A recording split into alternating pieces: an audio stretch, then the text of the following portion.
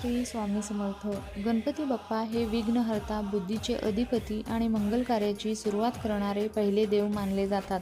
त्यांचा जन्म भाद्रपद शुद्ध चतुर्थीला झाला, म्हणून ही तिथी गणेश चतुर्थी म्हणून साजरी केली जाते.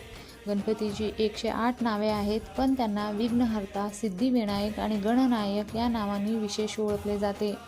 महाराष्ट्रातील अष्टविनायक मंदिरे गणपती भक्तांसाठी खूपच पवित्र आहेत. बाप्पांना मोदक, लाडू आणि दुर्वा खूप प्रिय आहेत. लोकमान्य टिळकांनी 1893 साली सार्वजनिक गणेशोत्सव सुरू केला, ज्यामुळे गणपती फक्त घरापुरते न राहता समाजाला एकत्र आणणारे शक्तिस्थान बनले.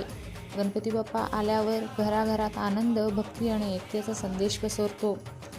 तुम्हाला घरच्या घरी गणपती बाप्पाची प्राणप्रतिष्ठा कशी करावी याची माहिती हवी असल्यास खाली लिंक दिलेली आहे, त्यावर तुम्ही जाऊन पाहू शकता. गणपती बाप्पा मोरया, मंगलमूर्ती मोरया.